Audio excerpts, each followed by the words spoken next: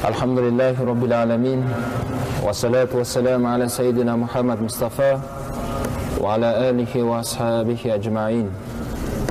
Rabbi shrah li sadri wa yassir li amri wa hlul 'uqdatan min lisani yafqahu qawli.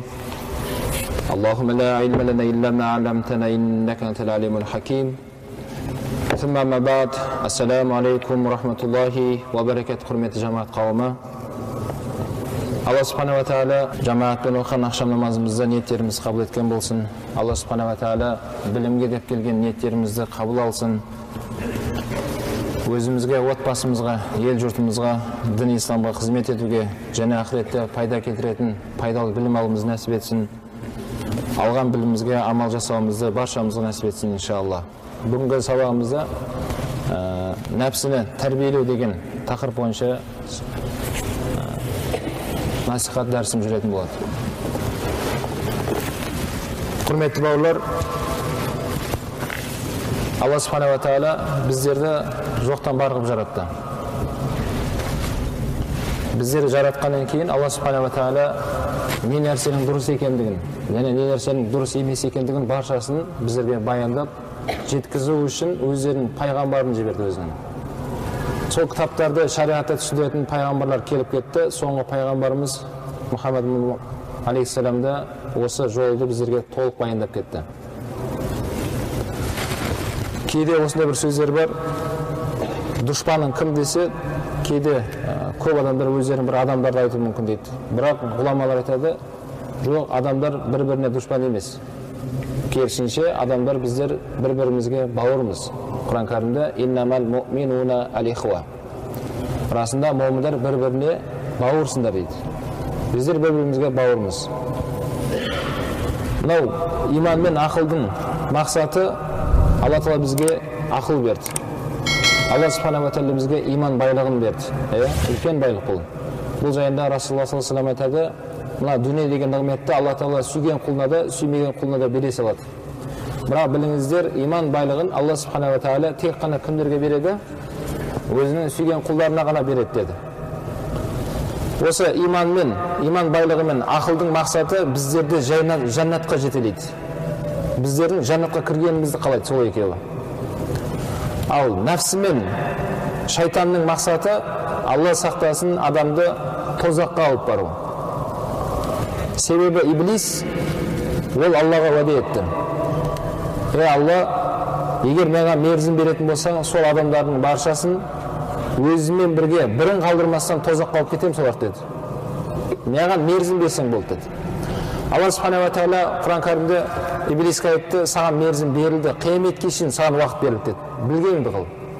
Бірақ есінде болсын, сол құлдарымның ішіндегі ықыласты, маған иман келтіргендердің ішіндегі ықыластыларын сен ала алмайсың деді. Демек, осы аяттан түсінетініміз мынау. Ғұламалар айтады, нәпсі мен шайтанның мақсаты адамды қайда алып бару? Тозаққа алып бару.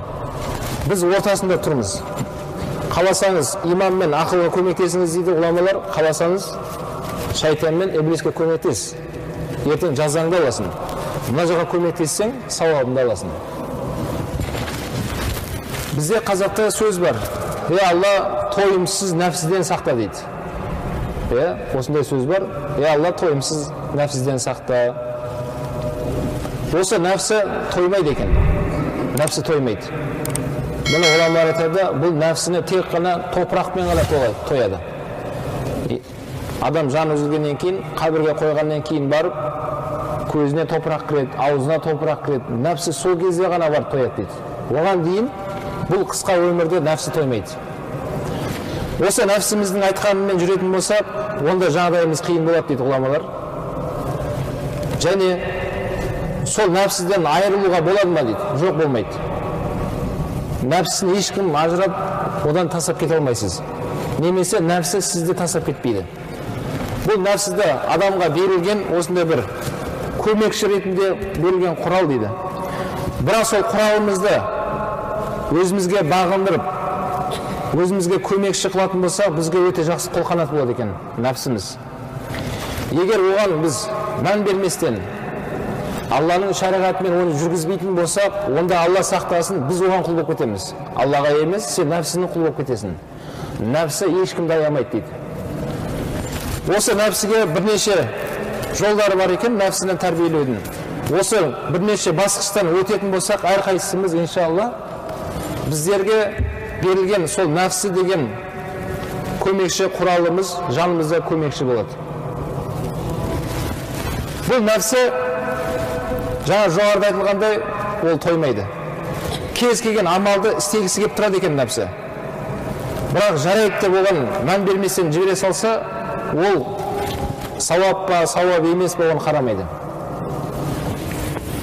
Оны ғұламалар нәпсіге байланысты, мысалға, мынау Рамазан айы келе жатыр ғой. Алла Тағала баршамызды осы Рамазан айына аман есен жетуімізді нәсіп етсін иншалла. Алла Тағала сол қасиетті Рамазан айында аман есен өзі разы болатындай құлшылық жасауымызды нәсіп етсін иншалла. Сахабалар 6 ай бойы дұға қылады екен. Балиғна Рамадан, балиғна Рамадан деп. Алла біздерді сол Рамазан айына жеткізші деп дұға қылатынбыз дейді. 6 ай бойы. Рамазан айы біткеннен кейін қалған 6 ай бойы дұға қылады екен. Алла, Рамазанда жасаған құлшылықтарымызды қабыл ет, ұстаған оразаларымызды қабыл еткін деп дұға қылады екен. Міне осы қасиетті Рамазан айында, құрметті бауырлар, біздер періштенің сипатына кіреді екенбіз. Періште секілді. Қалай? Періштелер ішпейді, жемейді, ұйықтамайды, үйленбейді. Сол секілді азаннан кешке дейін бізде тамақ ішпейміз, су ішпейміз. Өзіңіздің адал еткен некеңізге жақындауға болмайды. Міне нәпсіңізді сіз бір ай бойы не істейсіз, кәдімгідей тежейсіз. Сол секілді осы нәпсіні тежеу жайында біріншісі ал-мушарата дейді. Мушарата деген кез келген нәрсені істемей тұрып, нәпсіге шарт қою керек. Нәпсі сізді алға қарай тарта береді. Осыны істейсің ба, осыны көрсе, жүрсе барып көріп келейік те деп, сізді қызықтыра береді нәпсі. Сол кезде ғұламалар айтады, үйінен шықпай тұрып, кішкене сәл бір кідір дейді. Сөйтте ниет ет, және сол нәпсіңе шарт қой. Жақсы, мен қазір сол жерге барамын. Немесе мысалға біреу жұмысқа орналасайын деп жатыр. Иә, жұмысқа. Сол кезде нәпсі оған мақтайды. Ой, осындай жұмыс бар екен, кеше айтты ғой саған, барсай соған, жұмысқа барсай, жақсы жұмыс деп айтты ғой деп, нәпсіңіз сізді сол жұмысқа итермей дейді. Нәпсіңіз. Сол кезде сол жұмысқа бармай тұрып, нәпсіге шарт қою керек. Жақсы, мен қазір жұмысқа барамын. Бірақ мен саған шарт етемін. Шарттың бірі, сол жұмыстан тек қана маған пайда алып келетіндей жұмыс болсын. Сен шектен шығып кетпейсің деп нәпсіңізді тежеп, кәдімгідей не қоясыз дейді, шарттар қою керек. Оны ғұламалар былай түсіндіреді. Мысалға сізде ақша бар, біреуде жұмыс істегісі келеді. Екеуіңіз бірігіп сауда жасайсыз. Ақша сізден, жұмыс одан. Оны мушарака деп айтады, яғни серіктесіп жұмыс жасау. Сол жұмыс жасамай тұрып, сол жаңыңыздағы серіктесіңіз бар ғой, сауда жасай деп жатқан. Сіз оған шарттар қоясыз. Міне ақша, міне жұмыс бәлі анықталды. Енді саған шарт етем, осы уақыттан осы уақытқа дейін жұмыс істейсің, жарайды ма? Иә. Бұл жердегі тек қана бізге пайда келу керек. Біз минусқа кетпеуіміз керек. Міне осындай шарттарды қоясыз, осындай шарттар табылғанда барып, жұмыссыз алға жүретіндігін сіз көріп тұрсыз. Тек қана бізге пайда түсу керек, біздің банкротқа ұшырамауымыз керек деп, сіз ол саудагерге келісім шартқа отырасыз. Сөйтіп шарттарға бірнеше шарттар оқылады, сізге де оғанда қойылатын шарттар бар. Жарайды деп келіскен секілді, сізді өзіңіздің нәпсіңізбен сол амалды бастамай тұрып, ешқандай жұмысты бастамай тұрып, не қою керек? Шарт қою керек. Бұл бірінші жолы. Нәпсін туралаудың, тәрбиелеудің бірінші шарт не екен? Ал-мушарата. Не екен ол? Шарт қою. Екіншісі ал-мурақаба. Міне жұмыс басталды, енді жұмысты бақылау керек. Алдыңғы келіскен секілді нәпсіңіз міне жұмысқа алып келді, енді жұмыс қалай жүріп жатыр? Оны бақылау керек. Оны бақылаған кезде кәдімгідей соның ақ қарасын ажыратқан халде.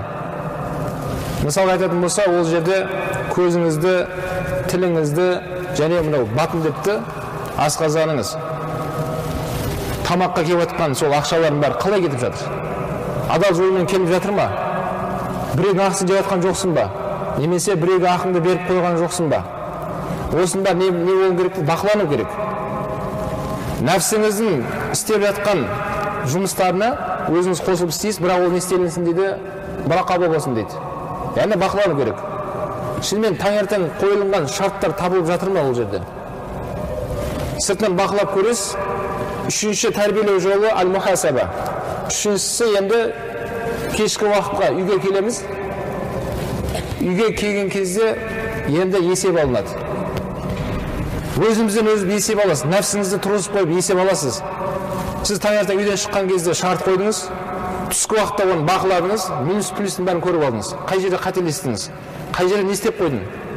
Кешкі уақытта не болу керек енді? Аль-мухасаба болады. Енді есеп аласыз. Мына жерлерде дұрыс жақсы жұмыс істелінді. Бірақ мына жерлерде шектен шығып кеттің ғой сен. Мен саған шарт қойған едім ғой таңертең. Біз Алла үшін істейміз. Біз Алла үшін барамыз сол жерлерге. Бірақ сен Алла үшін деп алдың да, қалған жерлерің Алла үшін болмай қалды ғой ол жерде. Нәпсің оянып кетті ол жерде. Сен неге сол жерде шектен шығып кеттің деп, кешкі уақытта жатқан кезде біз өзімізге өзіміз не алуымыз керек дейді? Нәпсіңізден есеп алыңыз дейді. Нәпсіңізден. Бұл жайында Омар ибн Хаттабтың сөзі бар. Хасибу қабла тухасибу. Сендерден есеп күн алатын күннен алдын өздеріңді есеп алып үйреніңіздер дейді. Міне кешкі уақытқа. Бүгінгі таңертең кешке шейін бір күндік өміріміз кетті міне. Енді кешке шейін қалай болды өміріміз? Ертең Алланың алдында ұялмай тұратындай жақсы өмір сүрдік па бүгін? Немесе біреуге зиян жеткізіп қойған жерлеріміз болды ма? Зиян жеткізіп қойған жерлеріңіз болса, біліңіз, ол сіздің нәпсіңіздің жіберген қателіктері. Нәпсіңізді сол жерде сіз бақылай алмаған жерлеріңіз сол жерлер. Нәпсіңіз сізді жаман жаққа итермеледі. Тіліңізбен немесе басқа бір дене мүшелеріңізбен зиян беріп қойдыңыз. Али ибн Аби Талибтің сөзі бар. Мен отанды қорғап, сол отанды қорғау соғысында ешқашан шаршаған емеспін. Али айтады. Осы нәпсімді тәрбиелеп шаршадым деген ол кісі.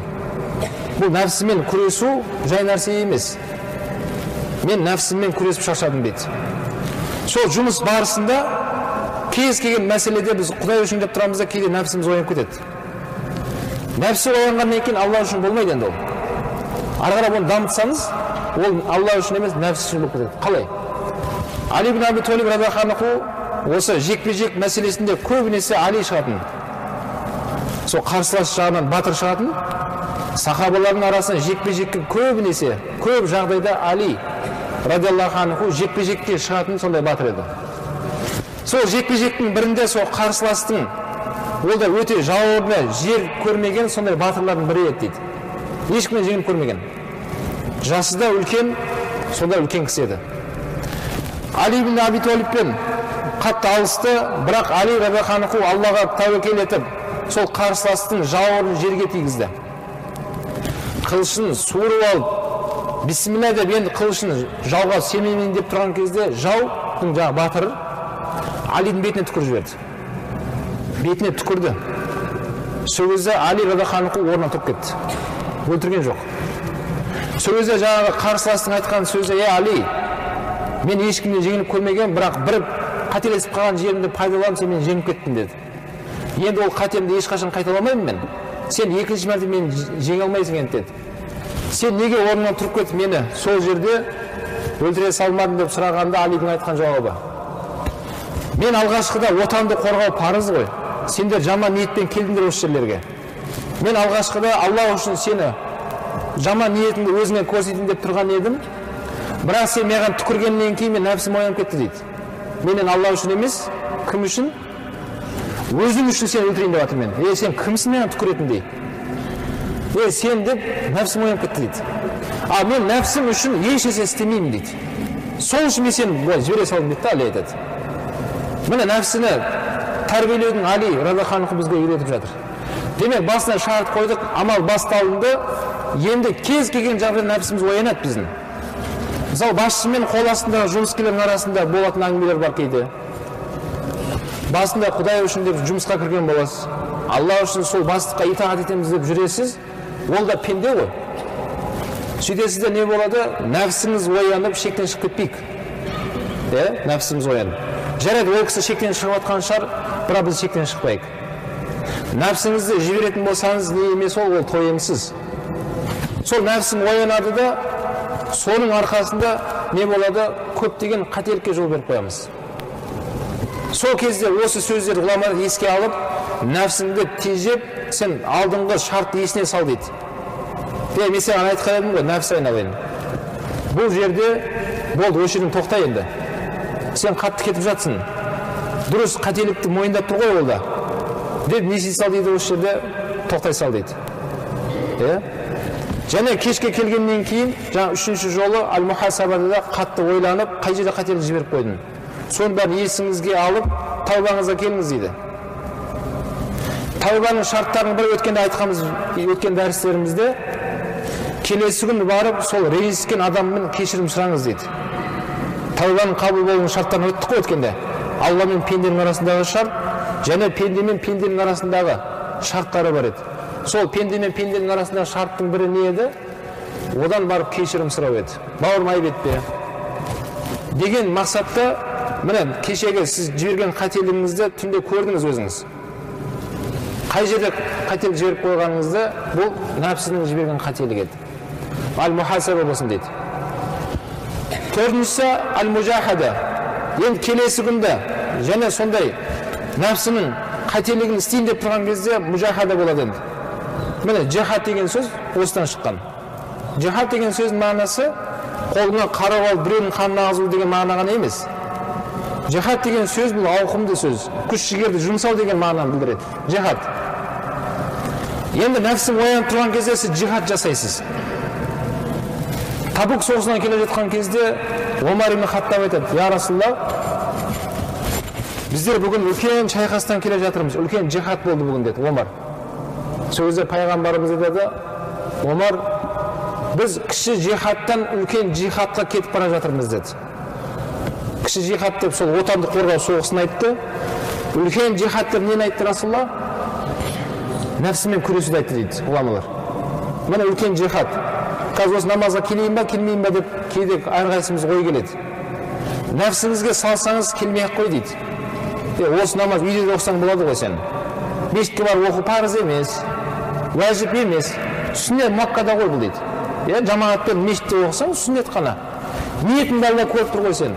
Сен тез үйіңде намазыңды оқи сал да сонымен деп өшірдің намазды бір қайтарыпсыз да. Жарайды деп қалып қойғаннан кейін енді не істеу керек? Қол бос қой. Мысалға, енді нәпсі тұрады да сізді басқа жаққа жұмсап жібереді. Одан бір мешітке келгенің жақсы ғой негізінде. Егер шынымен қолың бос болса, мешітке келіп 27 есе сауап алғаныңыз жақсы еді. Бірақ нәпсі мына мешіттен кейін амалды есіңізге салмайды, сол мешіттен қайтару үшін шайтан екеуі көп ой салады. Бармай-ақ қой. Қазір мешітке барып кетсең қанша уақытың кетеді. Сол уақыттың бәрін осындай бір жақсы нәрсеге істемейсің бе деп сізді бір тоқтатып алады. Оны тоқтағаннан кейін ойлап қаламыз, одан кейін артында бір жақсы амал істейтін шығармыз. Жоқ, ондай емес. Артынша жаңағы не болады? Тағы басқа өмір тіршілігіне араласып кетеміз, немесе жатып алып футбол көреміз, тағы басқа. Міне осының бәрі не дейді? Осы жерде аль-мужахада қылу керек дейді. Мужахада деген не? Күш-жігеріңізді жұмсап, сіз қарсыласасыз енді. Жоқ, мен қазір қарап тұрмын, жұмыс бітті, қолым босады. Енді осы уақытта не? Осындай бір жақсы пайдалы амал жасап қалайын. Ақша мен құтының арасында уақыт бар ғой менде. Деп ағайын туысты аралап қалайық. Ауырып жатқан досыңызды зиярат қылып қалайық. Тағы басқа көп амалдарымыз бар ғой. Жақсы амалдар өте көп, Аллаға шүкір. Сол амалдарға нәпсіңізге бірақ ауыр тиеді. Нәпсіңіз сол кезде шырылдайды. Азырдан кешке шейін шаршадың ғой сен. Жұмыстан енді келгеніміз сол. Қайда кетеміз деп мына жаққа қарай деп нәпсіміз қатты қарсыластық танытады, бірақ ол кезеңде не істемейік дейді, нәпсімен күресу керек.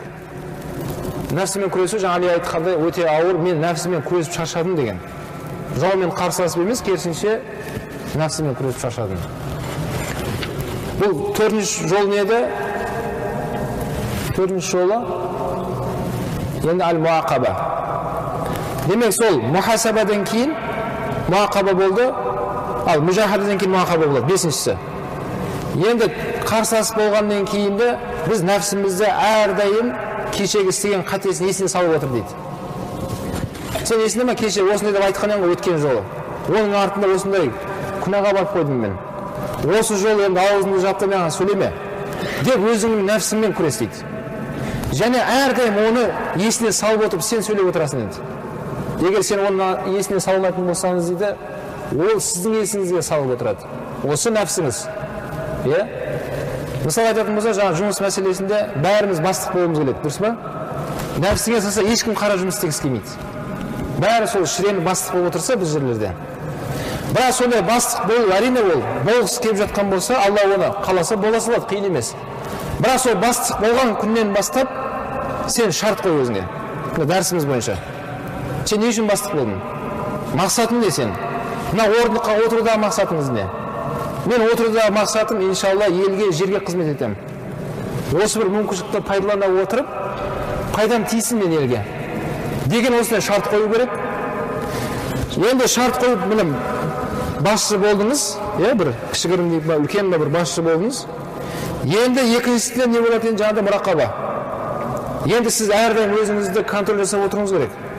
Кеше басшы болмай тұрған кезде мен өзіме уәде берген едім ғой. Мен басшылықты қолға алған күні мен еліме, жеріме қызмет етем. Қол астындағыларға өте мейірімді болам. Деп не істейсіз, өзіңізді жауапкершілігіңізді әрдайым сезініп отырасыз. Егер сол пенделік қылып қойсаңыз, кешкі уақытта не істейсің, өзіңе есеп аласың. Мынандай сөздер бар. Ахмет Яссауи атамыз 63 жасында қабірге кіріп кетті деген сөздер бар. Қабірге. Бірақ қайтып шықпады деген сөз жоқ ол жерде.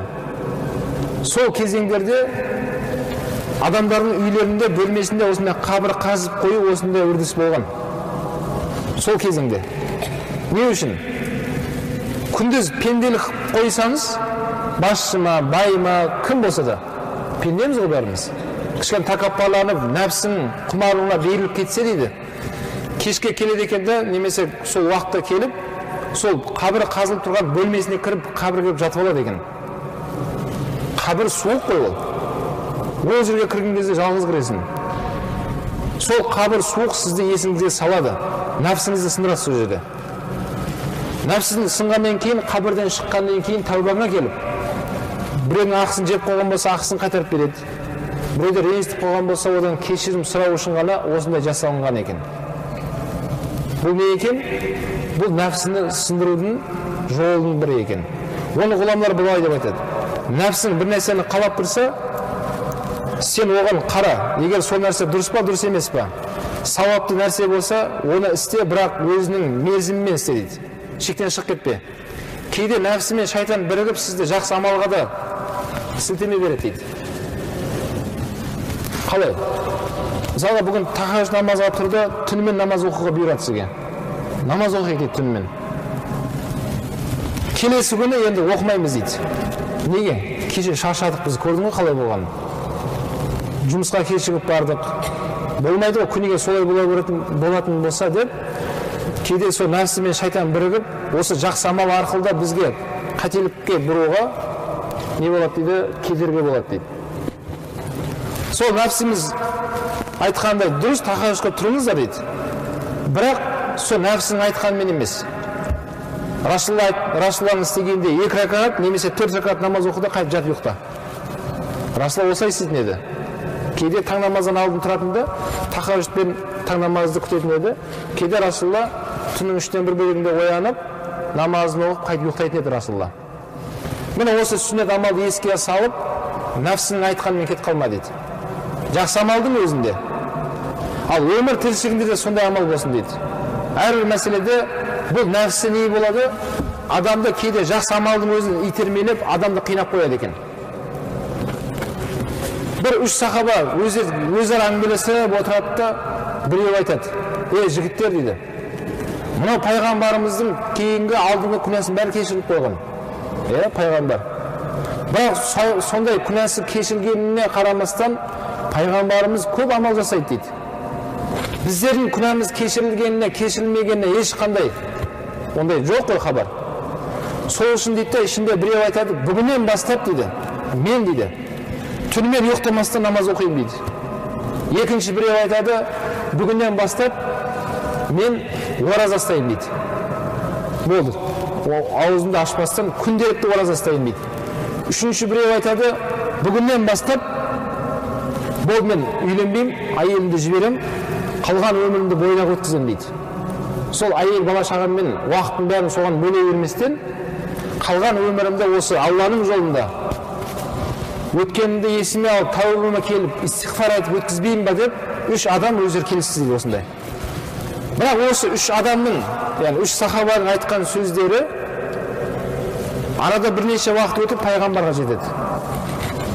Пайғамбар бұл хабарды естігеннен кейін бірден адамдарды жинап, минберге көтеріліп, хутба оқыды. Алланы мақтап, пайғамбарымыз осы сөз айтты. Араларыңызда бір 3 адам былай деп айтты дейді. Атын айтқан жоқ. Араларыңызда осындай 3 адам біреу үйленбеймін деп айтыпты. Әйел бала шаға болды, жіберемін. Біреуі ораза ұстаймын, тамақ жемеймін болды. Тек қана күнім бәрі оразамен кетеді. Үшінші біреу ұйықтамаймын мен. Түнімен құлшылықта боламын деп айтқан адамдар бар екен. Біліп қойыңыздар дейді.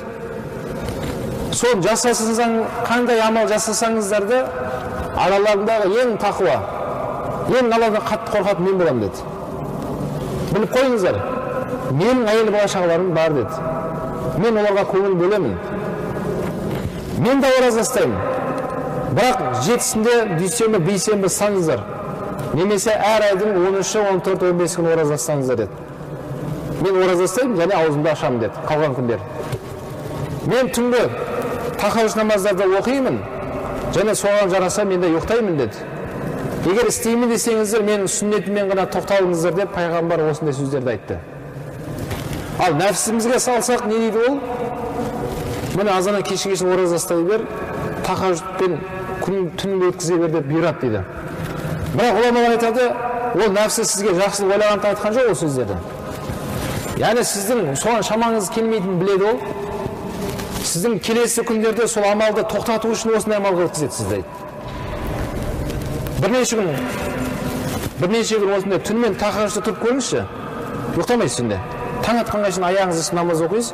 3 күн қадір бірінен кейін бірі созылып көрсінші дейді ғұламалар. 4-ші күні сіз тахажжудты қараңыз келмей қалады. Бұл нәпсінің мақсаты сізді келесі күндерде одан кейін де мүлдем тахажжудқа тұрғызбау үшін осыны істетті. Бірақ пайғамбарымыз мынандай хадисін есіңізге алыңыздар дейді. Алла Тағаланың ең жақсы көретін амалдарының бірі құлдарынан. Аз болса да давамдылықпен істеген амалдарды жақсы көреді дейді пайғамбар. Мысалы, бір отырған кезде 1000 мәрте субханалла деп нәпсі айтуы мүмкін дейді ғұламалар. Сіз айтыңыз 1000 мәрте. Бірақ келесі күн 1 мәрте айтуға шаман келмей қалады сен. Одан көрі бүгін 1 мәрте субханалла деп қой, болды. Алла осыны жақсы көреді. Келесі күн альхамдулилля 1 мәрте айтып қой дейді. Мысалға дейді. Азғантаяқ деп ойламаңыз. Аллах Тағала біздің аз көп амалымызға мұқтаж емес қой ол. Ол Аллаху Самад ол. Ол еш нәрсеге мұқтаж емес. Біз соған мұқтажбыз. Демек, Алланы пәк дегің келсе де, нәпсі оны көп пәкті деп сізді бұйырады дейді. Бірақ сіз көпке ондайға кірмеңіз. Азынан баста, азынан. Бірақ сол аз айтумен ақырындап келесі күн 2 мәрте субханалла айтатын боласыз. Ақырындап нәпсіңізді тәрбиеленеді, денеңізді оған үйренеді, сізге ауыр болмайды. Мысалға мынау спортта, спортта барған кезде бірден шығарып оны төбелестірмейді ғой бокста. Оны ақырындап денесін жаттықтырады. Немесе темір көтеру мәселелеріндегі. Оны ақырындап азғантай салмақтағы темірді көтертеді ұстазы. Бірдесен ана штанганасын жатқызып қоймайды ғой, ал осыны көтере бер тоқтамастан. Жоқ, ондай емес. Сол секілді нәпсі бірдесінен бәрін істете беруге бұйырады, бірақ сіз істемеңіз оны. Сіз пайғамбарымыздың айтқандай аз мөлшерден бастаңыз дейді. Құран жаттау мәселесін деді. Бір отырған кезде кейде 2 бет, 3 бет жаттайтын кездерімізде болды оқып жүргенімізде. Сондай Құран туралы ұстаздардың уағызын тыңдаған кезде миыңыз оянып кетеді. Құранға деген махаббатыңыз. Келесі күні отырасында еш нәрсеге қарамастан отырып 3 бетті бір отырған кезде жаттап алған кездер болды. Бірақ келесі күні 3 бетке отырсаң мен жоқ. Ықылас жоқ. Кешегідей бір шабыт жоқ. Келесі күні 3 бет былай тұрсын, 3 қатарда жаттауға сенде жылана жоқ. Есіңе салады, кеше 3 бетте осынша уақытым кетті, қанша уақыт кетті сенде? Қиын болды ғой сенде. Сәл кішкене өзіңнен кеп алсайшы деген сияқты нәпсі ой сал қарасаң бір жет жүресің. Бір жетте қарасаң 3 қатардан ешқандай бір қатарда жатталмаған да. Одан көрі жаңағыдай 4 беттен 4 қатардан 5 қатардан бастап берген ұстаздарымыз басында. Сонымен жылжып түртіп отыра берсең, қарасақ не болады екен? Көп жылжуға мүмкіншіліктер бар дейді. Көп алға қарап жылжуға. Демек жаңа айтылғандай, осы нәпсімізді тыңдап, кез келген мәселеде біз оның айтқанын істейтін болсақ, біздер қателікке көп жол беріп қояды екенбіз. Керісінше, мысалға мынау студент көшедегі шәкірт балалар отыр медресеміздің.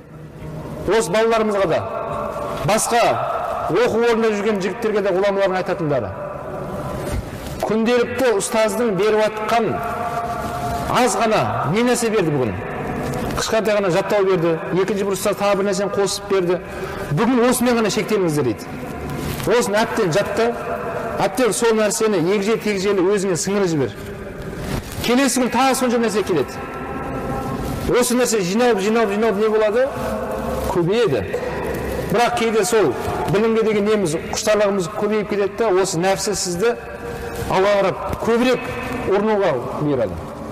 Бірақ келесі күндер жаңа жоғарыда айтылғандай, оған шабытыңыз келмей қалады. Сол не болып қалады? Тоқтап қаласыз. Сол секілді амалдарымызда сол екен бауырлар. Амалдарымызды айтады, бұл нәпсі амал істеуге де не деп айтады? Істе дейді. Бірақ сіз оны өзіңіздің жаныңызға көмекші алып келу керек дейді. Екіншіден ғұламалар айтады, бұл нәпсі жаңа айтылғандай сізден айырылмайды, ажырамайды, сізге берілген, бірге жүретін сондай бір жаратылыс дейді. Бірақ сол нәпсіңізді тәрбиелеп алсаңыз, ол сізге өте жақсы бір қолқанат болады дейді. Осында айтқан кезде сіздің аппетитіңізді ашып жүретін сол екен. Қазақша айтқан кезде не? Тәбетіңді ашады. Тамаққа келесің, тамаққа келген кезде сол нәпсі бүткіл несін ашып тұрады. Ол мені мынандай жей бер, алып келе бер. Бірақ сол нәпсі сондай сіздің тәбетіңізді ашады. Бірақ сол кезде нәпсімен бірге ой жақсы болды ғой деп ұра бермеңіз дейді. Керісінше, пайғамбардың айтқан хадисімен нәпсіңді кішкене тежеп қой сол жерде. Расулалла не деп айтты? Асқазандарыңызды 3 бөлікке бөліп қойыңыздар деді. Бір бөлігінде не тұрсын? Су тұрсын, бір бөлігінде тағам, бір бөлігінде ауа тұрсын дейді. Ал нәпсімізді тежемейтін болсақ, ода тойым жоқ. Муса алейхиссалам шайтан иблиспен сөйлескен кезі болған. Иблиске айтады, иблис дейді. Сен мені адастырып, қателестірген кезің болды ма дейді. Иблис айтады, мен сені бірақ орында қателестірдім дейді. Муса алейхиссалам таң қалады. Сен мені қателестірген кезің болды ма не дейді. Иә болды дейді. Қашан, қай жерде? Сен есінде ма осындай бір жерде қонаққа шақырылған ең, бардың сол жерге. Сол жерде, нәпсі саған айтты ғой, тамақты же. Сен көп деңгейде өзінің мөлшерінен асырып тағамды қолдандың. Тағамды көп жегеннен кейін есінде ме, сол күні түнде сен тағамшыққа тұра алмай қалдың дейді. Яғни түнде құлшылық жасамай сен ұйықтадың деді. Сөзі Муса алейхиссалам содан кейін тағамға деген нені қайтып кеттім мен дейді. Тағамға деген. Ал көп ұйықтайтын болса, пайғамбарымыз не дейді? Біліп қойыңдар. Кім осы өмірде көп ұйықтайтын болса, ақыретте кедей болады сол адам деген. Ақыретте кедей сондай болғыңыз келе ма? Мысалы, осы жалған өмірде ешкім кедей болғысы келмейтін шығар. Ол жалған екендігін білеміз. Ақыретіміз әйтеуір қайыр болсын дейміз, Бірақ ақыретте мәңгі кедей болғым келе ме не? Кедей болғымыз келмесе бауырлар, онда көп ұйықтамауға шақырады ғұламалар. Көп ұйықтамау үшін не болсын дейді? Тамақты азайтыңыздар дейді. Тамақты азайту үшін нәпсіңді тәрбиелеу керек. Әңгіме сол нәпсіде болып тұр негізінде. Нәпсіңізді тәрбиелесеңіз, ол сізге өте жақсы қол қанат болады. Егер нәпсіңізді тәрбиелемейтін болсаңыз не болады? Сіздің де мына жұмысыңызды дүние мәселесінде деп айтайықшы. Дүние мәселесінде не болады дейді? Өзіңнен тыс көп сондай қателіктерге жол беріп қоясың. Қалай? Мысалға, Алла субхана ва тағаланың бергенінен артық ризық болмайды. Бірақ сол нәпсіні тыңдайтын болсаңыз, нәпсі тоймайды. міне осынша бүгін осынша табыс таптың, келесі күн тағы да осынша есе табуға болады нәпсіңіз. Нәпсіңіз сол нәрсені сізге бұйыра береді. Бірақ бүгінгі жазған ризығынан басқа ризық келмейді, бірақ сіз көп ұрындыңыз. Сол ризыққа қол жеткіземін деп өтірік айттың. Сол ризықты қалай да болсын мен шөтіме түсіремін деп қанша адамдарды салдың араға. Қанша адамдардың уақытын алдың сен. Өзіңнің қанша уақытың кетті. Қаншама құжат дайындадың соған. Бірақ нәпсің не деп жатыр саған? Сол дүниені көріп тұрсын, алып келіп керек саған. Егер сіздің тағдырыңызда онда ризық болмайтын болса, ешқашан келмейді сізге ол. Бірақ нәпсі сізге тоқтама дейді. Ал нәпсіңізді тежейтін, пайғамбардың айтқан сөзін тыңдайтын болсаңыз, Расулалла не дейді? Бауырлар, Алланың берген ризығының бәрі ол шектелінген деп аятты оқып берді пайғамбар бізге. Біздің өміріміздегі әрбір ризық несібемізде не істелінген? Ол шектелініп, тағдырланып, бекітіліп қойған деді Алла Тағала. Қаддираллаху тақдира. Алла Тағала бәрін мөлшерлеп, мен оны бекітіп берген дейді. Біздің бір күндік ризығымыз белгілі. Бір жұмысқа бардық, жұмыстан қайтамыз. Болды, ризығымыз сол. Одан да бүгінгі артық келеді ризығыңыз болса, сіз үйіңізге өзі келе береді солар. Жұмыстан босағаннан кейін қалған алтын уақытымызды пайдаланасыға жұмсайық. Айыл бала шағамызға көңіл бөлейік, балаларымызға көңіл бөлейік. Ал нәпсіні тыңдасаң, оған айтпайды. Нәпсі неге бұйырады сізді? Біреудің дүниесіне қол салуға жұмсайды. Біреуге пара берсең де, сол нәрсені алып келуге бұйырады сізге. Бірақ қарап отырсақ, бауырлар не болады дейді омен болашақта да Алланың алдында есеп беретіндей осындай көптеген қателікке жол беріп қояды екенбіз. Жол беріп қоямыз. Қазақта сөз бар. Әкенің малы баласы не болмайды? Баласына мал болмайды дейді. Біздің қазақ атамыз осы хадистен алған соның бәрі. Себебі пайғамбар не деп айтты? Мен біреу үшін дүние жинағандарға таң қалдым деді. Я Расулалла, біз дүниені өзімізге жинап жатырмыз ғой деді. Мен біреуге дүние жинаған жоқ, өзіме жинап жатырмын деді. Расулалланың айтқан жауабы, сен ертең өмірден өтіп кеткеннен кейін адамдармен таласып, тартысып жинаған дүниеңді дейді. Туыстарың келіп оны бөліп, таласып, тартысып бөліп алады ғой деді. Ол дүние сенікі емес, сен біреуге жинап жатсың деді. Әрине, бұл шариғатымызда дүниеден жинама, жұмыс істеме дегеннен қайтарады, керісінше дүниеден жинау керек. Кәсіппен айналысу керек, бірақ адал кәсіп болсын, және сол Алланың берген ризығы орын-орнымен кетіп отырсын. Омар ибн Абдул-Азиз бұл 5-ші халифа ислам тарихында.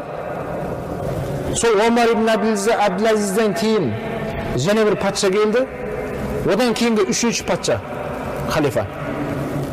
Сол патшалыққа отырғаннан кейін адамдар келіп ол кісіге жаңағыдай жақсы сөздерін айтып құттықтай бастады. Өміріңіз құтты болсын, қайырлы болсын, Алла абырой берсін деген мағынада сондай жақсы сөздер бар ғой. Сол көпшіліктің арасында жаңағы халифа қарап тұрып, сол уақытта адамдарға насихат айтып жүрген бір үлкен ұстазды таныды. Таныды, соның кім екенін біліп тұрып, бәрі өздерінің жақсы тілектерін айтып болғаннан кейін жаңағы патшаның айтқан сөзі: құрметті ұстаз, мен сізді танып тұрмын деді. Сіз осындай халықтың арасында жүрген, жақсылыққа шақырып, жамандықтан қайтарып жүрген ұстазсыз ғой сіз. Осы бәріміздің басымыз қосылып тұрған кезде бір жақсы уағыз айтыңызшы деді. Сол кезде жаңа ұстаздың айтқан сөзі: құрметті патша, көзіммен көрген уағыз айтайын ба, жоқ, құлағыммен естіген уағыз айтайын ба деді. Сол патшаның айтқаны: көзіңізбен көргеніңізді айтыңызшы деді. Yani құлағыңызбен естіп жүргенін белгілі шығар. Не көрдіңіз, соны уағызын айтып беріңіз деді. Мен Омар ибн Абдул-Азизді көрдім деді, патша болды ол кісі. Оның қаншалықты әділдік екендігін сіз менен жақсы білесіз. Өзінің қол астында қандай болғанын, ол жағын айтпай ақ қояйын деді. Омар ибн Абдул-Азиз қайтыс болды деді. Осы өмірден өтті, мен көзім көрді сол. Қайтыс болған кезде оның артында 12 баласы қалды деді. Балаларынан 12 баласы қалған еді.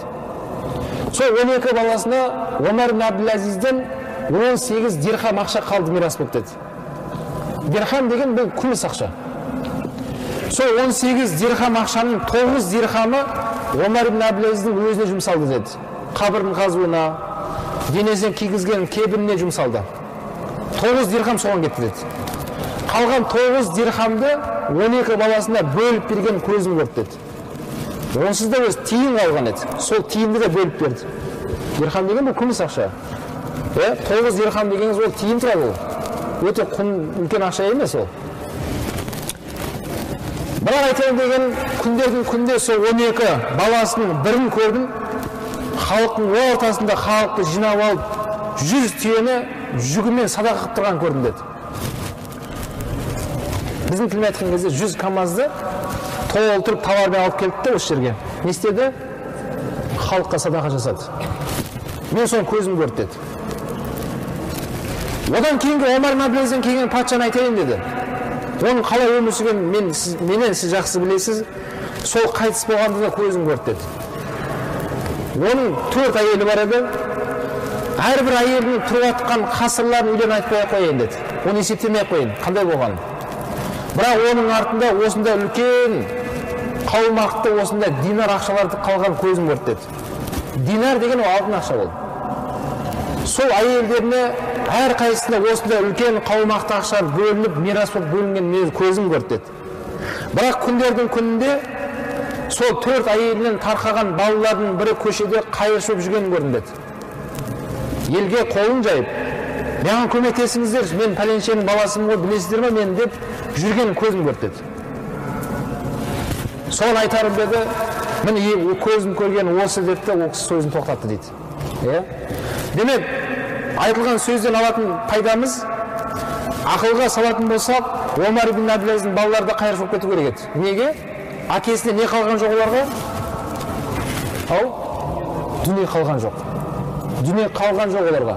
Ақылға салатын болсақ, олардың балаларында қайыршы болып кету керек. Бірақ не болып кетті деді олардың балалардың бәрі? Керісінше 100 түйені жүгімен садақа қылып тұрған балаларымен көрінді. Байып кеткен бәрі. Неге? Себебі Омар ибн Абдул-Азиз нәпсісін тежеп дейді. Осы пайғамбарымыз айтып кеткен жолымен жүруге ол кісі амал жасады дейді. Ол қайтыс болған кезде артында қалған 18 дирхамын ғана көрдім деді. Жаңа айтылғандай жоғарыда. Демек, Алланың берген нығметтері ол сізге келе береді. Бірақ бұл нығметтер келген кезде нәпсіміз тоймайды бәрібір. Және келе берсе екен. Ал келіп жатыр. Бірақ онда сен қараса қалай болады соңға? Оны есеп беретін күніне нәпсіңіз ешқашан есіңізге салмайды. Керісінше жинай бер, тағы қай жақтан жинасаң болады. Нәпсіңіздің айтатын бағытын бәрі тек қана сізді сол дүниеге кіргізе беру. Ал дүниеге кіре беру ол не? Осы үмбеттің ең үлкен бір пайғамбарымыз айтады, ең аянышты жағдай, мен үмбеттің дүниеге кетіп қалуынан қорқам деген Расулалла. Пайғамбарымыз да бай болған. Кейде ғұламалар айтады, сіздер пайғамбарымыздың өмір баянын білмей тұрып сөйлемеңіздер дейді. Расулалланың үйінде апталап, айлап тамақтың түтіні шығып, қайнамайды деп Айша анам жеткізген риуаяттар бар. Үйінде ыстық тағамның түтіні шықпайтын еді дейді. Айша анамдан сұраған, бұндай қанша уақытқа созылады деген кезде кейде бір жетілеп болатын осындай. Кейде ол айлап болады дейді Айша анамыз.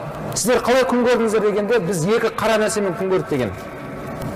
Біріншісі қара деп атқан құрма еді, екіншісі су, мынандай су. Осы екі нәрсемен күн көрдік деген. Енді сіздер ойламаңыздар, пайғамбар кедей емес. Пайғамбарымыз саллаллаху бай болған. Алланың берген ризығы ғой. Расулалла өте жомарт болған. Сол байлықты бірақ Расулалла садақа көп жасайтын еді. Пайғамбарымыз сол өзінің өңіріндегі ең жомарт бай пайғамбар болған. Сахабалар айтады, біздер пайғамбарымыздан кейде бір мұқтаждығымызды сұрап баратынбыз дейді. Пайғамбарымыз саллаллаху бізге сол нәрсені екінші мәрте сұрамайтындай деңгейде үлкен қылып беретін бізге дейді. Біз азғантай бірдеңе сұрасам, мысалы 10 бере тұрыңыз деп барсақ дейді, бізге Расулалла үлкен қабылмен беріп жіберетін еді онда. Міне пайғамбарымыздың ол жомарттығы еді. Біздер Мұхаммадия үмбеті болғаннан кейін нәпсіңіз бір оған шырылдайды. Нәпсіңіз не дейді?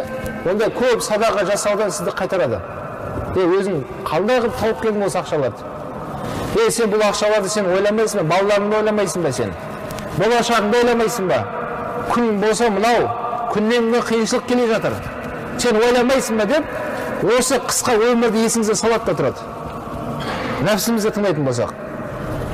Бірақ пайғамбарымыз саллаллаху алейхи өмір баянын қарайтын болсақ, жоқ бауырлар, бұл садақа жасаумен ешқашан біз кедей болмайтынымызды пайғамбар ескертті бізге. Құран кәрімде аят бар. Алла тағала айтады, олар өздері мұқтаж бола тұра оны беретін еді дейді Алла тағала. Міне сол құлдарына Алла разы болды дейді, олар Аллаға разы болды. Өздері мұқтаж бола не болды дейді? Беретін еді. Демек, бұл садақа беру, керісінше бұл баюдың жолы негізінде. Қазақта сөз бар, садақа бәле қайтарады. Садақа келе жатқан осында бір жаманшылықты қайтарады деген ырымдар бар. Соның бәрі хадистен алынған. Ал нәпсіңізді тыңдайтын болсаңыз, жоқ садақа берме дейді. Садақа берме, сенің ар жақта көптеген пландарың бар, көптеген жұмысың бар, соның бәрін бір ретке қойып алсайшы, реттеп алсайшы, содан кейін барып деп не бола береді? Нәпсіңіз сізді итермелей береді алға қарап. Пайғамбар саллаллаху алейхи сахабалар өте көп болған. Бірінен өткен бірі жақсы еді. Расулалла әрбір сахабасын өз деңгейінде мәміле қылатын солармен. Солардың ішінде мешіттің құсы атанған сахабасы бар еді. Мешіттің құсы дегені, сол сахабаны кім іздесе мешіттен табатын еді. Соған кім керек болса, бірден қайда кетеді? Мешітке барады. Мешітке келсеңіз, әрдайым өзінің отыратын орны бар еді. Әрдайым мешітте отыратын сахаба бар еді. Ол жайында пайғамбар мақтап айтқан кездер болды. Мына бауыр мешіттің құсы ғой мынау. Осыдан үлгі алмайсыңдар ма деп айтқан кездер де болған Расулалланың. Бірақ ол сахабада нәпсі бар ғой. Ол сахабаның да отбасысы бар еді, әйелі бар еді. Сол әйелінің де нәпсісі бар. Біздің нәпсіміз бар секілді, оның да нәпсісі бар. Сол әйелі күндердің күнде жаңағы күйеуінің айтқан сөзі. Сіз пайғамбарға барып дұға жасасаңызшы, білесіз ғой, пайғамбардың дұғасы қабыл ғой. Біз осы өмір тіршілігінен осында қиналып өте бермейік та осылай. Пайғамбар бізге дұға қылатын болса, бізде біреуден садақа, зекет ала бермейік те, бізде сондай жағдайға жетіп, бізде зекет беретін жағдайға жетейік те бізде. Деп әйелі өзінің нәпсісін тыңдап, сол күйеуіне осындай көп сөз айтады екен. Бірақ сахаба өте тақуа жігіт, оны айта алмайды екен пайғамбарға. Күндердің күнде пайғамбар оны жүзінен байқайды. Бауырым, сен қиналып жүрген секілдісің ғой, не болды саған дейді. Сол кезде, я Расулалла, бізге бір дұға қылсаңыз, үйдегі келініңіз көп осында есіме салады. Бізде кішкене бір жағдайымызды жақсартып, бізде ел қатарлы, жұрт қатарлы күн көрісімізді жақсыласақ, бізде сізге садақа беретін сондай бір болсақ деп әйелім көп айтады. Соны білмеймін, сізге айтарым білмей жүрмін дегенде, пайғамбарымыз айтады, бауырым дейді, сен игере алмай қалған дүниеңнен осы күнің жақсы ғой бауырым деп пайғамбар уағыз етеді оған. Пайғамбарымыз уағызынан кейін жаңағы сахаба шабыттанып, я Расулалла, мен түсіндім, осы күнімен шүкір, Аллаға шүкір, я Расулалла, бізге дұға қылмай қойыңыз, мен түсіндім деп келеді деген. Бірақ күндердің күнде әйелі тағы да есіне салады, тағы да сондай әңгіме болады, осы 3 мәрте қайталанады. Үшіншісінде бар пайғамбар салсам қолын жайып дұға жасады. Я Алла, осы пәленше деген құлыңа, малына, жанына, ризығына берекет бергейсін деп Расулалла дұға жасады. Пайғамбардың дұғасы не болады? Қабыл болады. Сол пайғамбар салсам дұғасынан кейін жаңағы сахаба не істеді дейді? Біреуден жаңағыдай ақырындап қарыздар бір ешкі сатып алды дейді. Ешкі алды. Сол ешкісі кейін не болды? Ақырындап ақшасын құтылды. Ол ешкісі қостап егіз туа бастады. Бір туғанда егіздеп туып береке алады ғой. Пайғамбар дұғасынан кейін ешкілері көбейіп, ол ешкілерін сатып алып қой қыла бастады. Ол қойларды төлдеп мал қойып кетті. Алдындағы мешіттің құсы атанған сахаба бір күнде бір мәрте зорға келетін жағдайға жетті. Бір күнде айтып, не құптанда бір кеп кетеді, не айтып песінде ма бір мәрте бір көрініп, болды, одан кейін жоқ мешітте. Яғни бауырымыз қайда десе, ол бауырымыз сол қой бағып сыртта жүр, қолы тимей жатыр деген сөзге келді. Күндер өте берді, күндердің күнде бір күнде бір мәрте келіп жүрген сахаба бір жетті, бір мәрте келетін жағдайға жетті. Тек қана жұма күні ғана өте бір келеді мешітке. Қалған уақытта мешіттің түн көрмей кетті. Жүріп бір жетті, келе алмайтын жағдайға жетті. Сол Меккенің сыртында қой бағып отырады екенде, Меккеден біреу шығып, сыртқа кетіп баратқан болса, шақырып алады екен. Бауыр, Меккеде не жаңалық болып отыр? Расулан жағдай қалай? Деп барып пайғамбарымыздың жағдайын сұрауға да уақыт жоқ. сол Меккеден шығып жатқан кісіден сұрайды екен, Расулан жағдайы қалай? Не жаңалық болып отыр Мекке қаласында? Біреу сырттан келіп Меккеге кіріп бара жатқан адамды көріп қалса, жүгіріп барып сәлем айтады екен содан. Бауыр, Мекке қаласына кіріп бара жатыр екенсің, менен сәлем айтыңызшы Расулаллаға, амандығымды жеткізіңізші деп, сондай жағдайға жетті жаңағы сахаба. Осылай күндер өте берді, уақыттар өте берді. Күндердің күнде сол зекеттің парыздығы жайында аят түсті пайғамбарымызға. Зекет парыз болды. Сол зекет парыз болғаннан кейін пайғамбарымыздың сахабалары жан-жаққа шығып, сол мұсылмандарға жеткізе бастады зекеттің парыз екендігі жайында. Сол сахабалардың бірі жаңағы мешіттің құсы атанған сахабаға келді. Бауырым, сізге пайғамбар сәлем айтты, Құран кәрімде осындай зекет мәселесінде аят түсті деді. Осындай малыңыздан зекет береді екенсіз бір жылда бір мәрте деп оның нақты санын айтты. Сол кезде жаңағы сахабаның айтқан сөзі, нәпсі бар ғой да. Ондай кезде нәпсіміз бірінші сөйлейді. Не деп айтты ол кісі? Мен азаннан кешке дейін түн демей, күн демей, не үй көрмей кеттім мен. Осы мал деп жүрмін. Сендердің мынау айтып тұрғандарың адамды тонаушылық қой мынау дейді. Қалай мен осы дүниеде өзім қарап жүрсем, сендер келеді екенсіңдер, мен дүниемнен бөліп бер деп айтасыңдар деп осындай ауыр сөздер айтты. Жаңа кісінің сахабаның айтқан сөзі, бауырым, олай сөйлемеңіз. Мен пайғамбардың айтқан жеткіздім сізге, өзің білесің деп кет қалды. Пайғамбарымызға келеді, ана пәленше бауырым не болды? Оған да айттыңдар ма дегенде, я Расулалла, оған айттық деді. Не болды дегенде, я Расулалла, ол осындай малына зекет бермейтіндігін ашық айтты деді. Сол кезде пайғамбарымыздың айтқан сөзі, мен оған айтқан едім ғой уақытында.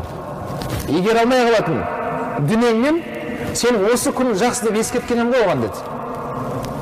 Осы сөз айтқаннан кейін пайғамбарымызға аят түсті Құран кәрімде. Сондай адамдар бар. Алла маған осындай дүние нығметін беретін болса, мен соны Алла жолында жұмсаймын, зекетімді беремін, садақамды беремін деп айтатын адамдар бар. Бірақ Алла Тағала оларға өз кеңшілігімен оларға сондай дүние нығметін беретін болса, олар сол Алланың аятына қарсы шығады деді. Олардың баратын жері жаһаннам болады деді. Деген ашық аят түсті пайғамбарға. Осы аят түскен кезде пайғамбар жылады. Расулалланың жанындағы сахабалар бәрі жылады. Неге? Себебі сахабаға аят түсті Расулалланың. Ол аят түскен, ол бәрімізге түскен аят, ол қиямет кешінде оқылатын аят Құран кәрімде. Осы аят күндердің күнде жаңағы зекетін бермей тұрған сахабаға құлағына жетті. Бұл аятты естіген кезде жаңағы сахаба қойын тастай салып, еңбектеп, жылап, жүгіріп барып пайғамбардың алдына, я Расулалла, мені кешіріңіз деді. Мен пенделік қылып қойдым, өткенде нәпсімді тыңдап, ауыр сөздер айтып қойдым. Мен зекетімді беремін деді. Пайғамбар жылады да, бауырым, зекетімді алмаймын деді. Я Расулалла, алмайсыз ба? Жоқ, зекетімді алмаймын. Сен себепті Құранда аят түсті. Маған алуға рұқсат жоқ деді. Я Расулалла, дүниенің бәрін беремін деді. Сахаба жылады, пайғамбар да жылады, бірақ Расулалла сол аятты қайталап тұра берді. Бауырым, мен сенің бір малыңды алуға хақым жоқ деді. Алла Тағаладан аят түсті сен себепті. Расулалла күндердің күнде әлемнен өтіп кетті. Сол жағаға қойып алып жүрген, бай болып кеткен сахаба Абу Бакр, халифа болған кезде Абу Бакрға келді. Абу Бакр, пайғамбардың халифасы, артына келеткен. Сен сыдықсың ғой деп пайғамбарымыздың сахабасын мақтап Абу Бакрды. Мен зекетімді алшы айналайын бауырым, қаласаң дүниенің бәрін қойдың бәрін бере салам деген кезде Абу Бакр жылап сол аятты оқып берді. Бауырым, пайғамбар ала алмаған зекетімді мен кіммін дейді. Абу Бакр кім болып сенен зекет алатындай? Себеп пайғамбар сізден зекет алмады ғой. Сіз себепті аят түсті ғой деп Абу Бакрды жылап зекетін алмай қойды. Абу Бакр қайтыс болды. Омар халифа болды. Омар халифа болған кезде жаңағы сахаба қартайған шағы, кексейіп қалған кезде. Және соны Омарға айтты, Омар деп оны мақтап келді, соңында айтқан сөзі, мен дүниемді беруге келдім, алыңдаршы деді. Сөзі Омарда көзіне жас алып аятты оқып берді, бауырым, сен себепті аят түсті, пайғамбар алған жоқ, Абу Бакр алған жоқ, Хаттабтың баласы Омар кім болып дейді сенен зекетіңді қабылдайтындай деп, Омар өзінің ешкім емес екендігін ақталды сол жерде айтып. Сонымен не болды дейді, сол сахаба әлемнен өтіп кетті. Құрметті бауырлар, жаңа сөздің басында айтқанымызда біздің нәпсіміз тойымсыз ол. Ол осындай көп сөз айтқыздырады сізге. Кейде дұға қылатын шығармыз бәріміз. Алла, сен маған дүние берсең, мен соның бәрін сенің жауабында фида қыламын мен. Сенің жолыңда құрбан болып тұрып кейде айтып қоюдан сақтанайық бауырлар. Айтайық. Айттыңыз ба, бірақ сөзіңізде тұрыңыз. Алла еш нәрсеге мұқтаж емес. Сұрасаңыз бере береді Алла. Бірақ оның екінші жағы бар. Екінші жағы не? Сіз айтқан сөзіңізде тұрыңыз. Сол не айттың? Ол уәде, ол жазылып тұра береді. Уәде. Сол үшін нәпсімізді тыңдайтын болсақ, жаңа айтылғандай, Алла сақтасын, ол бізді тозаққа сүйрейтін үлкен бір дұшпанымыз екен. Осы нәпсімізді біздер не істеуіміз керек екен? Тежеп жүруіміз керек. Нәпсімізді ешқашан оны айтқан істемеу керек. Ол үшін бізде білім болу керек. Білім болғаннан кейін барып сіз аятты есіңізге алып жүресіз, сіз пайғамбарымыздың өсиетін есіңізге алып өміріңізді өткізесіз. Содан кейін барып не болады? Сол бізді жаманшылыққа бұйыратын нәпсіміз не болады? Бізге тоқтайды екен. Алла Тағала Құран кәрімде дейді, ертең ақыретте иншаллахқа жәннатқа кіріп жатқан кезде біз айтады екенбіз: ей тойымсыз нәпсі, кеттік жәннатқа жүр деп айтады олар дейді Құран кәрімде. Я айятухан нәфсул мутмаинна иржа иля раббика радиятан мардия. Ей тойымсыз нәпсі, сен Аллаға қайт енді. Бұл ең соңғы жанымыз шығып жатқан сәт. Аллаға разы болған халіңде қайт. Және Алланың уәде еткен жәннатына кір енді сен. Деп жәннатқа сол нәпсіне айтатын осындай сөздер бар. Сол нәпсімізге сондай айту үшін, құрметті бауырлар, осы жалған өмірде біздер иншалла Алланың кітабымен, пайғамбардың өсиетімен жүретін болсақ, не нәпсіміз бізге көмекші, ол нәпсімізді иншалла ертең ақыретте жүзіміз жарық болуға бір көмекші ретінде пайдалануға болады екен. Субханака астағфирука ва атубу илейк.